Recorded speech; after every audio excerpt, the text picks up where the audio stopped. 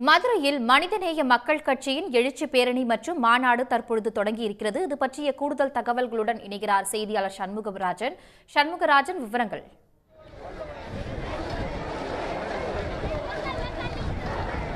வக்ஃபு திருத்த சட்டத்தை ரத்து செய்ய வலியுறுத்தி தற்பொழுது போராட்டமானது மதுரையில் தொடங்கியிருக்கிறது. அந்த நேரடி காட்சிகளை நாம் பார்த்துக் கொண்டிருக்கிறோம். மதுரை பாண்டி கோவிலில் இருந்து பேரணி தற்பொழுது தொடங்கியிருக்கிறது.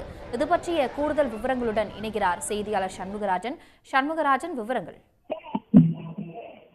நிச்சயமாக மதுரையில் மனிதநேய மக்கள் கட்சி சார்பாக சிற்றூராட்சி முதல் நாடாளுமன்றம் வரை சிறுபான்மையினர் பிரதிநிதித்துவத்தை உறுதி செய்திட வேண்டும், ஒன்றிய அரசு தற்போது கொண்டு வந்துள்ள வக்ஃபு ஒழிப்பு சட்டத்தை ரத்து செய்ய வேண்டும் என்ற 2 கோரிக்கைகளை வலியுறுத்தி பேரணி மற்றும் மாநாடு இன்று மதுரையில் நடைபெற்று வருகிறது.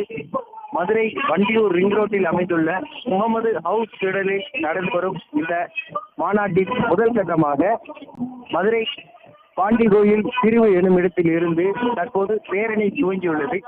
இந்த பேரணியை மனிதநேய மக்கள் கட்சியின் தலைவர் ஜபாகரிலா தொடங்கி வைத்தார்.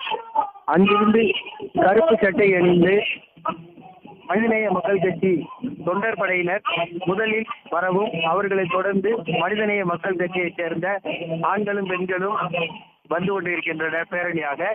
இந்த பேரணி சுமார் 2 கிலோமீட்டர் தூரம் நடைபெறுகிறது. 2 கிலோமீட்டர் தூரம் பேரணி முடிந்தவுடன் மாநாட்டு திடலை அடைந்தவுடன் மாநாடு துவங்குவதற்கான ஏற்பாடுகள் நடைபெற்று வருகிறது. தகவல்களுக்கு நன்றி சண்முகராஜன். உடனுக்குடன் செய்திகளை தெரிந்து கொள்ள சன் நியூஸ் பெல் ஐகானை கிளிக் பண்ணுங்க.